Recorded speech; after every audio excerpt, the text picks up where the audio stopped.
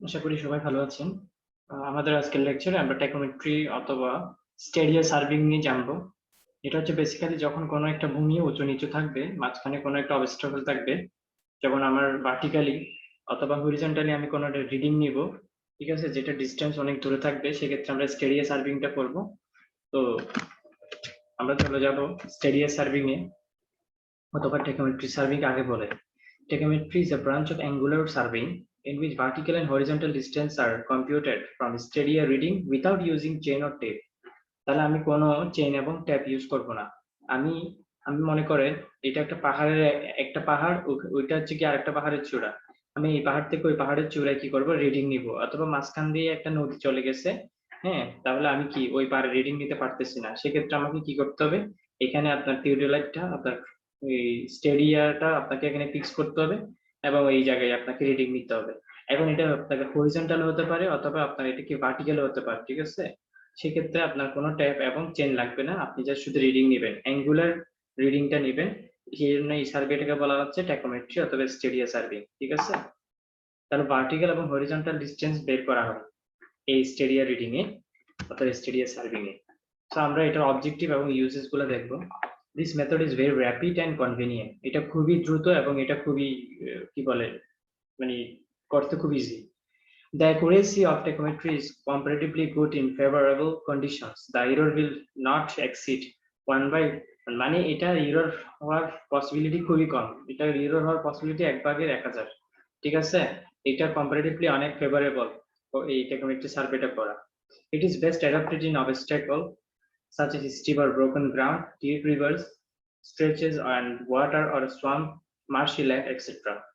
এটা আপনার যে জায়গায় অবস্ট্রাকল বেশি থাকবে, মাঠ ভাঙ্গা থাকবে, হ্যাঁ, ডিপ রিভার থাকবে, ওই জায়গায় আপনার এই সার্ভেটা করা খুবই ইজি হয়।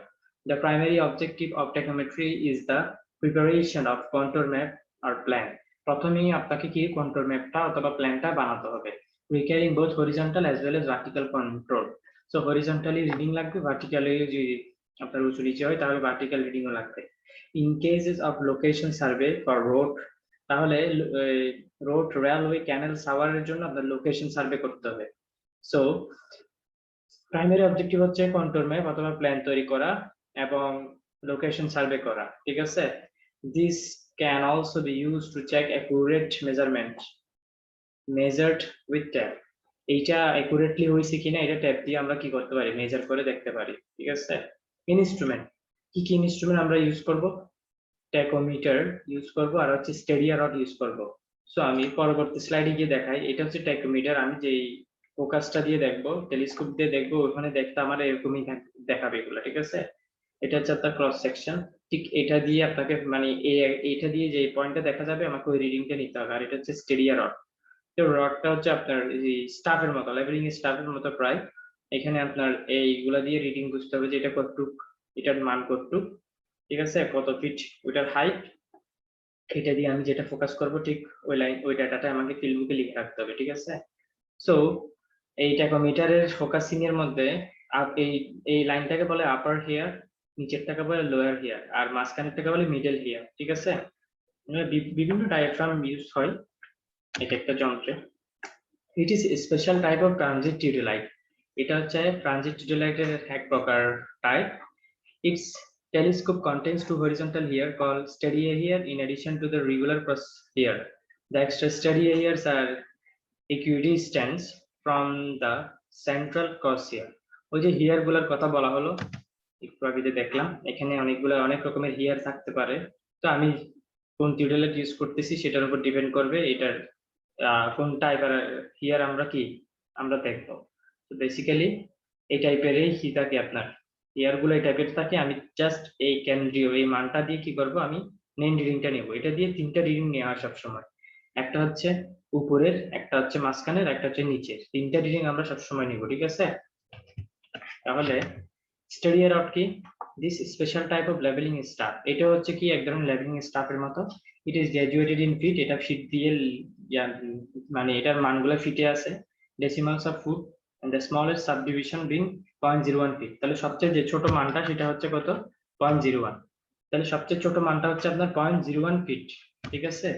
তো এই ছিল আপনার ইনস্ট্রুমেন্ট আর কি কি ইনস্ট্রুমেন্ট আমরা ইউজ করছি। এখন আমরা কিছু থিওরিটিক্যাল পার্টে চলে যাব। প্রথমে বলা হলো যে হরিজন্টাল সাইডের জন্য, হরিজন্টাল সাইড বলতে বোঝাচ্ছে আপনার লেভেলটা, এই গ্রাউন্ডের লেভেলটা প্লেনে আছে, আপনি এই জায়গায় ফোকাসিং করছেন, এই জায়গায় আপনি রড স্টেডিয়া রডটা ধরে আছেন, ঠিক আছে? তাহলে আপনার এটা কি হবে, রিডিংটা নিচ্ছে হরিজন্টালি। তো পরবর্তী আরেকটা ফিগার দেখাই, তাহলে বুঝতে পারবেন। হ্যাঁ, এক্ষেত্রে দেখেন আপনার যেটা ট্যাকোমেট্রি যেটা সেট আপ করেছেন সেটা হচ্ছে আপনার ইনক্লাইন করে ফেলতেছে, সেটা কিন্তু আর হরিজন্টাল নয়। হরিজন্টাল হলে আপনার ডট ডট এই লাইন বরাবর আমরা দেখতাম, যেহেতু এটা পাহাড়ি এলাকা আপনাকে এটা কি করতে হলো, আপনাকে এটা ইনক্লাইন করে আপনাকে টিটা কোণটা বের করতে হলো, কত অ্যাঙ্গেল আপনি এটাকে কি করলেন, মুভ করলেন। সো বেসিক্যালি ইনক্লাইন্ডের জন্য দেখবো ফর্মুলা, আমরা এখন হরিজন্টালের জন্য দেখতেছি। তো হরিজন্টালের জন্য ফর্মুলাটা কিভাবে আসে সেটা আমরা দেখবো। তো হরিজন্টাল সাইটের জন্য আপনার আপনি এটা দিয়ে দেখবেন, এটা হচ্ছে আপনার ফোকাল লেন্থ, এটা দিয়ে দেখে আপনি এটাকে কি করবেন, ঘুরাবেন। উপরে যখন স্ক্রু ঘুরাবেন এটা ফোকাসিং হবে, ফোকাস হয়ে আপনি কি স্টেডিয়া রডটা দেখতে পাবেন। সো এই সি থেকে স্টেডিয়া রড পর্যন্ত ডিস্টেন্সটাকে f1 বলা হচ্ছে। আর আপনি যে অবজেক্ট থেকে দেখতেছেন ওটা থেকে যেটা ফোকাস হবে ওইটা হচ্ছে f2। আর টোটাল এইটার এই যন্ত্র থেকে টোটাল স্টেডিয়া রড পর্যন্ত দূরত্বকে ডি দ্বারা ডিনোট করা হয় ডিসটেন্স। তো আমরা বেসিক্যালি ডিসটেন্সে বের করবো সূত্র, ঠিক আছে? আর এটা হচ্ছে আপনার স্টেডিয়া রডের মানটা, এটা কত ফিট, তারপর হচ্ছে আপনার যে ফোকাসটা দিয়ে দেখবেন সেটার কত, সেটার হাইট কত, সেই জিনিসটা দিয়ে আছে ছোট হাতের এল। তাহলে আপনার এটা হচ্ছে এস, এটা হচ্ছে এল, এটা হচ্ছে f1, এটা হচ্ছে f2। সো এই ডাটাগুলোকে কাজে লাগিয়ে আমরা সূত্রটা লিখতে পারি s by i, s by i equal to f1 divide by f2। তাহলে আমরা একটা সূত্র দাঁড় করালাম হরিজন্টাল সাইডের জন্য। পরে আমরা জানি লেন্সের জন্য এই সূত্রটা আমরা অনেকে আগে শিখে আসছি, 1 by f equal to 1 by f1 plus f2। এটা হচ্ছে লেন্সের সূত্র, ঠিক আছে? তাহলে এই সূত্রটা আমরা অলরেডি জানি, সেখান থেকে আমরা f1 f2 এর মান বের করেছি, এটাকে ইকুয়েশন 2 দিছি আর আগেরটাকে ইকুয়েশন 1 দিয়েছি। ইকুয়েশন 1 2 যদি আমরা সলভ করি আমাদের ফর্মুলাটা দাঁড়ায় এটা, d equal to s f by i plus f plus d। এটাই হচ্ছে হরিজন্টাল সাইডের জন্য ডিসটেন্সের ফর্মুলা। তো এই ফর্মুলাটা দিয়ে আমরা বেসিক্যালি আজকে ম্যাথগুলো করতে থাকবো। এই ফর্মুলাটা আমাদেরকে জানা দরকার। এখানে বিভিন্ন ফ্যাক্টর আছে, এগুলো কি আমরা এখন জানবো। সো ডিটা হচ্ছে ডিসটেন্স বের করার ফর্মুলা। এখানে f by i কে কে দ্বারা ডিনোট করা হয়েছে। সো f by i কে কে দ্বারা ডিনোট করা হয়েছে, কেটাকে বলা হচ্ছে মাল্টিপ্লাইং কনস্ট্যান্ট অথবা স্টেডি ইন্টারভাল ফ্যাক্টর। সো আপনাকে কোশ্চেনে যদি বলা হয় যে স্টেডি ইন্টারভাল ফ্যাক্টর বের করো, তার মানে f বাই i এর মান বের করো। তারপর হচ্ছে f প্লাস ডি, এটাকে c দ্বারা ডিনোট করা হয়েছে, এই যে c। সো এটাকে বলা হচ্ছে অ্যাডিটিভ কনস্ট্যান্ট অথবা ট্যাকোমেট্রিক কনস্ট্যান্ট। সো আপনাকে যদি বলে যে ট্যাকোমেট্রিক কনস্ট্যান্ট বের করো, তার মানে কি f প্লাস ডি এর মান বের করো। সো আমরা এই ফর্মুলাটাকে শর্টকাটে লিখতে পারি d equal to cap into s plus c। So আপনি f প্লাস ডি এর মান বের করবেন, বাস শেষ। এই ছিল ফর্মুলা। এখন ইনক্লাইন্ডের জন্য দেখবো, ইনক্লাইন্ডের জন্য ফর্মুলাটা দেখতে কিরকম হয়। তো এখানে কিছু ইন্ট্রোডাকশন আমরা আগে জেনে নিই। যখন আমরা এটাকে ইনক্লাইন্ডলি ঘুরাবো, এটা হরিজন্টালের সাথে কত ডিগ্রিতে আছে আমরা থিটা বের করেছি। আর এখান থেকে এটার ভার্টিক্যাল ডিসটেন্সটাকে বলা হচ্ছে ছোট হাতের এল। আর হরিজন্টালের সাথে ওই ওই অবজেক্টটা কত উচ্চতায় আছে এটাকে বলা হচ্ছে বড় হাতের এইচ। সেখানে আমরা দুইটা সূত্র শিখবো, আর এখান থেকে ওই জিনিসটার দূরত্ব হচ্ছে, ডিসটেন্স হচ্ছে ডি। সো ডি এবং এইচ এই দুটার ফর্মুলাই আমরা বেসিক্যালি জানবো ইনক্লাইন্ডের জন্য, ঠিক আছে? এই ফর্মুলাগুলো একটু বড়, তো আমাদের কোনটার মান জানতে হবে সেটা আমরা দেখে নিই। আর পাহাড় থেকে ওই অবজেক্টের দূরত্ব হচ্ছে ছোট হাতের এইচ। সো আমরা টিটা জানি, এল জানি, এইচ জানি, বড় হাতের এইচ আর ডি বের করবো। আর টিটাটা মেন, এখানে টিটা হচ্ছে মেন। আমি ডাইরেক্ট ফর্মুলাতে চলে যাই, এগুলো কিভাবে আসছে দেখাইছে এগুলার ডেরিভেশন। আমরা ডাইরেক্ট ফর্মুলাতে চলে যাব, ঠিক আছে?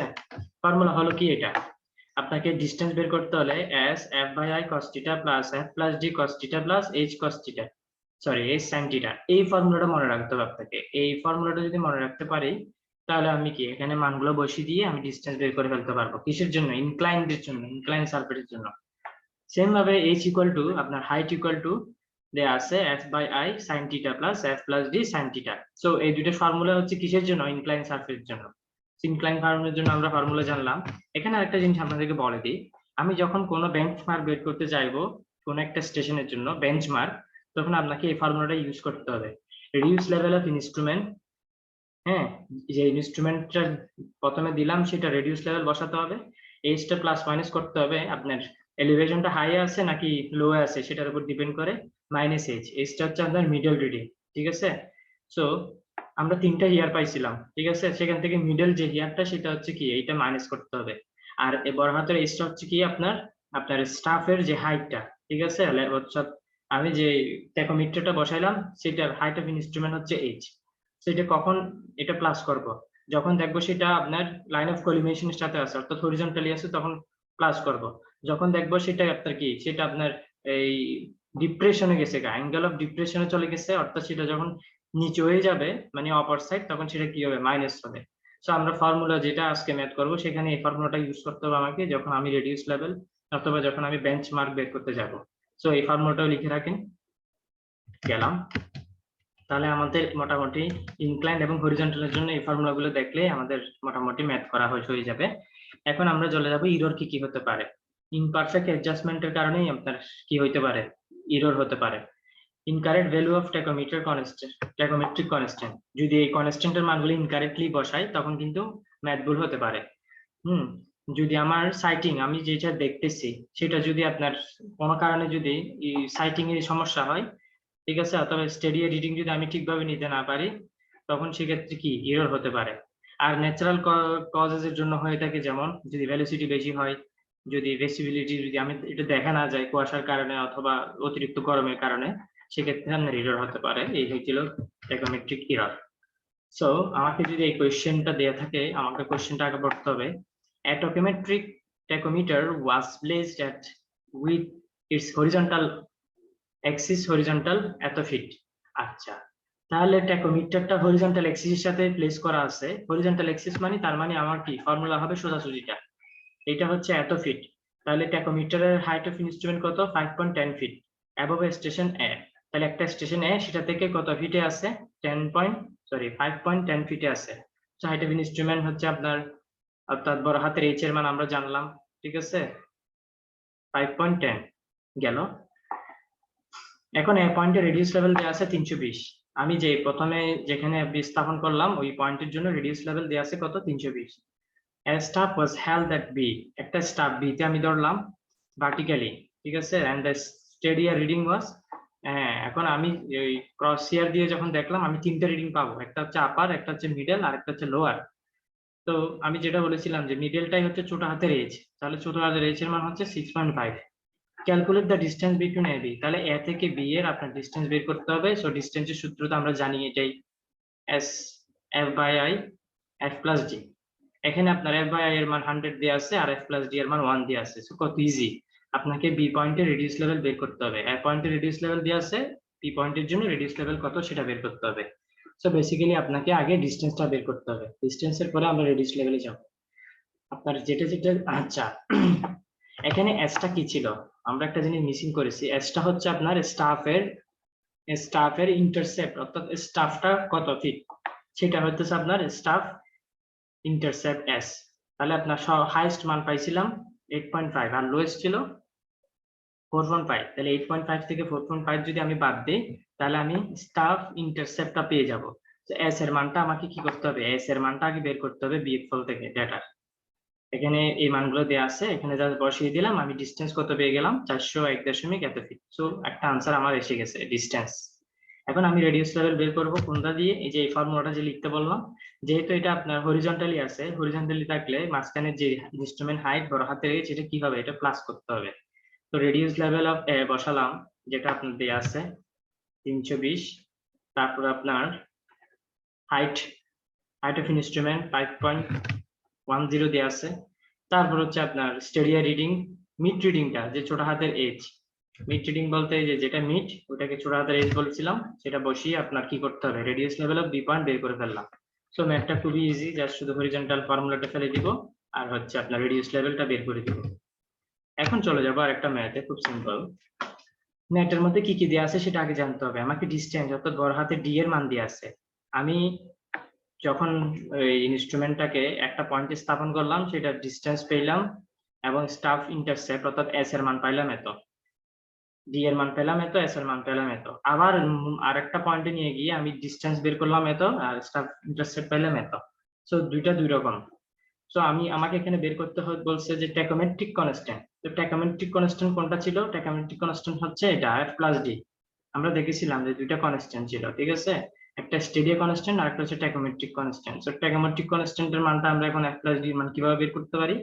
আমরা এটাকে ইকুয়েশন 1 ইকুয়েশন 2 ধরে কি করব? অঙ্কটা সলিউশন করব। প্রথমে যখন 200 ডিসটেন্স 200 তখন এস এর মান ছিল 1.9। সো এস এর মান 1.9 বসালাম, এফ বাই আইটাকে এফ বাই আই হিসেবে রাখলাম, এফ প্লাস ডি কে এটার হিসেবে রাখলাম। এটা ইকুয়েশন 1। তারপর যখন 300 তখন 300 ইকুয়াল টু আপনার স্টাফ রিডিং ইন্টারসেপ্ট ছিল কত? 2.99, এটা বসালাম আর বাকি যে মানগুলো দেয়া নেই সেগুলো বসালাম। অর্থাৎ এখানে দুটো ইকুয়েশন, দুইটা আননোন। এটা একটা আননোন, এটা একটা আননোন, এটা একটা আননোন, এটা একটা আননোন। তাহলে টু ইকুয়েশনস টু আননোন, এই দুটো সলভ করলে আমি কি পেয়ে যাব? এফ প্লাস ডি এর মান পেয়ে যাব। তো একটা জিনিস খেয়াল করেন, এখান থেকে আপনি কি করলেন? এখান থেকে আপনি 1 নং 2 নং থেকে, যেহেতু 2 নং এর মানটা বড়, 2 নং থেকে 1 নং বিয়োগ করে আপনি কি করতে পারলেন? এই দুটো বিয়োগ হয়ে গেল, এফ বাই আই এর মান বের হয়ে গেল। অর্থাৎ এখানে যদি আমি অন্য কনস্ট্যান্টটাও বের করতে বলি সেটার মানও কিন্তু অলরেডি চলে আসলো। এখন আপনি এফ বাই আই এর মানটা কোথায় বসাবেন? যে কোনো একটা ইকুয়েশনে বসাই দিলে এফ প্লাস ডি এর মান পেয়ে যাবেন, শেষ। সো আমি কনস্ট্যান্টের মান বের করে দিলাম। এইভাবেই করে আমাকে কি করতে হবে? হরিজন্টাল সাইডের ফর্মুলা বসিয়ে ডিসটেন্স বের করতে হবে, কনস্ট্যান্টের মান বের করতে হবে, অথবা আপনার রেডিয়াস লেভেল বের করতে হবে। তো দুইটাই সূত্র ছিল। ইনক্লাইন্ডের সূত্র দিয়ে আমরা ম্যাথ করি নাই, বইয়ে আছে, আপনাদের যারা বই কিনেছেন ইনক্লাইন্ডের জন্য আপনার কয়েকটা ম্যাথ প্র্যাকটিস করে নিয়ে রাখবেন। আর হরিজন্টালের জন্য ম্যাথগুলো ইম্পর্টেন্ট পরীক্ষার জন্য। বেসিক্যালি আমরা তাহলে টেকোমেট্রিক সার্ভেতে এটাই শিখলাম যে কোনো একটা দূরে দূরে কোনো একটা জিনিস ডেটা নিতে হলে আমরা সেটার জন্য ট্যাব লাগবে না অথবা ফিতা লাগবে না। আমরা ডাইরেক্টলি কি আমরা স্টাফ রিডিং থেকে আমরা ডেটা নিয়ে সরাসরি ইকুয়েশনে বসিয়ে দিলে আমরা সরাসরি ডিসটেন্সটা অথবা রেডিউস লেভেলটা অথবা কনস্ট্যান্টের মানগুলো বের করতে পারি। সো এই ছিল আমাদের আজকের লেকচার। আর আমরা আমাদের অনারেবল মুশফিক স্যারের জন্য আমরা খুবই প্রাউড ফিল করি, আমাদের স্যার আমাদের মাঝে আজকে নাই। সো বেসিক্যালি আমার এই লেকচারগুলা আমি ওনার কাছ থেকে কালেক্ট করেছি। উনি প্রথম সার্ভিংটা নিয়েছিল প্রথম সেমিস্টারে, এরপরে উনি যাওয়ার আগে আমি ওনার কাছ থেকে কি এই স্লাইডগুলো ওনার নিজের হাতেই করা। সো আমি এই জন্য মুশফিক স্যারের কাছে আমি আজীবন আমি কৃতজ্ঞ যে আমাদের সিসিএনএ উনি প্রথম সিভিল টিচার, ওনার পরে আমার জয়নিং। সো বেসিক্যালি ওনার কাছ থেকে অনেক কিছু শিখতে পেরেছি, ঠিক আছে? আরো অনেক কিছু শিখার ছিল, কিন্তু আমাদের মাঝে বেশি দিন ছিলেন না। উনি প্রত্যেকটা স্টুডেন্ট ওনাকে খুবই লাইক করতো। আমি আজকেও ওনাকে স্মরণ করি। আমরা সবাই ওনার জন্য দোয়া করব, আর আমাদের পরীক্ষার সবার জন্য ভালো হয় আমি এটা কামনা করব। সবাই ভালো করে প্রিপারেশন নেবেন আর আমাদের স্যারের জন্য দোয়া করবেন, ঠিক আছে? তো আর আমাদের এছাড়াও আরো 2টা লেকচার থাকবে, এগুলো হইতেছে আমি পরীক্ষার পরে আমি আপলোড করে দিব আপনাদের জন্য। যাদের আরো জানার ইচ্ছা আছে সার্ভিং নিয়ে, এই লেকচার গুলো একটু ক্লিয়ার করে ফেলবেন আর কি, ঠিক আছে? তো এই ছিল আপনাদের লেকচার, বাকিটা আমাদের ক্লাসে ডিসকাশন হবে। খুদা হাফেজ।